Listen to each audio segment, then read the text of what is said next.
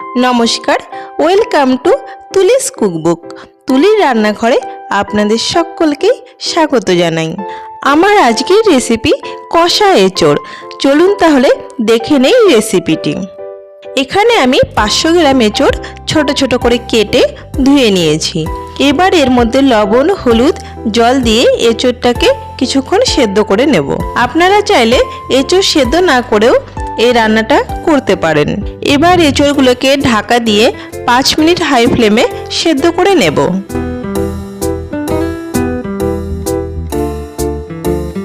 এঁচোড়গুলো প্রায় 80% সেদ্ধ হয়ে গেছে। এবার একটা ছাঁকনির সাহায্যে এঁচোড়গুলোকে আলাদা পাত্রে তুলে নেব। এরপরে একটা কড়াই গরম করে এর মধ্যে দিয়ে দিলাম বেশ খানিকটা সরষের তেল। তেলটা ভালো করে গরম হলে কড়াইয়ের চারিদিকে ছড়িয়ে দিলাম। তেল ভালো করে গরম করে নিয়ে তেলের উপরে আলুগুলো দিয়ে দিলাম। এবার একটু নেড়ে চেড়ে আলুগুলোকে ভাজতে দেব। আর অন্যদিকে একটা মশলা বানিয়ে নেব।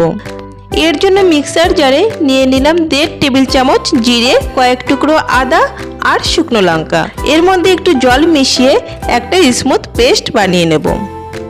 এবার সেদ্ধ করে রাখা এঁচোড়ের মধ্যে দিয়ে দিলাম স্বাদ অনুসারে লবণ, সামান্য হলুদ গুঁড়ো আর তৈরি করে রাখা মশলার পেস্ট, সামান্য সরষের তেল আর ধনে গুঁড়ো। এই সব উপকরণগুলো এঁচোড়ের সঙ্গে মাখিয়ে ঢাকা দিয়ে রেখে দেব। অন্যদিকে আলুগুলো প্রায় ভাজা হয়ে গেছে। আর 2 মিনিট ভেজে আলুগুলোকে নামিয়ে নেব। এবার এই তেলের মধ্যে আরো বেশ খানিকটা তেল যোগ করে দিলাম। আর ফোড়নের জন্য দিলাম গোটা গরম মশলা, জিরে, 2টো শুকনো লঙ্কা, তেজপাতা আর জয়িত্রী ফুল। এগুলোকে কয়েক সেকেন্ড নেড়ে চেড়ে এর থেকে একটা মিষ্টি গন্ধ বেরোলে এর মধ্যে দিয়ে দিলাম কুচনো পেঁয়াজ। পেঁয়াজগুলোকে একটু সময় নিয়ে লাল লাল করে ভেজে নেব। পেঁয়াজ ভাজা হয়ে গেলে এর মধ্যে দিয়ে দিলাম কেটে রাখা টমেটো, রসুন বাটা আর সামান্য লবণ আর হলুদ। এখানে আমি খুব সামান্য লবণ আর হলুদ দিচ্ছি, কারণ আগেই আমি এঁচোড়ে লবণ হলুদ মাখিয়ে রেখেছি। এখানে আমি মশলার বাটি ধোয়া জলটা দিয়ে দিলাম আর 1 চামচ কাশ্মীরি লঙ্কা গুঁড়ো। এবার মশলাগুলোকে ভালোভাবে কষিয়ে নেব যতক্ষণ না পর্যন্ত মশলা থেকে তেল ছাড়ছে। দেখতেই পাচ্ছেন মশলা থেকে তেল ছাড়তে শুরু করেছে। এবার মশলা মাখানো এঁচোড়গুলো এর মধ্যে দিয়ে দেব।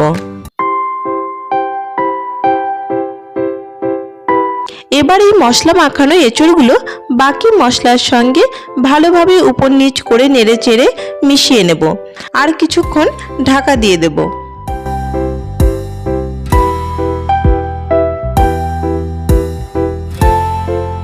এঁচোড়গুলো ভালোভাবে কষানো হয়ে গেছে।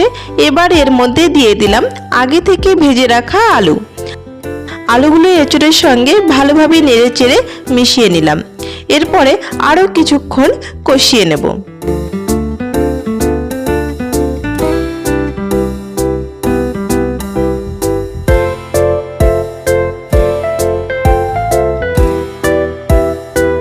এঁচোড়গুলো ভালোভাবে কষানো হয়ে গেছে। এবার এর মধ্যে দিয়ে দিলাম গরম জল। গরম জল তরকারিতে ব্যবহার করলে তরকারির রং চেঞ্জ হয় না, খুব সুন্দর একটা কালার আসে। এবার এঁচোড়গুলো ঝোলের সঙ্গে নেড়ে চেড়ে 10 মিনিট রান্না করে নেব। যদিও এঁচোড় রান্না করার পদ্ধতিটা একটু আলাদা, আপনারা একবার বাড়িতে ট্রাই করে দেখতে পারেন, খেতে দুর্দান্ত লাগে। আর এই এঁচোড় ভাত, রুটি, পরোটা সবের সঙ্গে ভীষণ ভালো লাগে। আর সবশেষে দিয়ে দিলাম 1/2 চামচ গরম মশলা আর 1 চামচ ঘি। ঘি আর গরম মশলা এঁচোড়ের সঙ্গে ভালোভাবে নেড়ে চেড়ে মিশিয়ে দিলাম। আপনারা চাইলে সবশেষে সামান্য চিনিও দিতে পারেন। আমার এই রেসিপি আপনাদের কেমন লাগলো অবশ্যই কমেন্ট করে জানাবেন।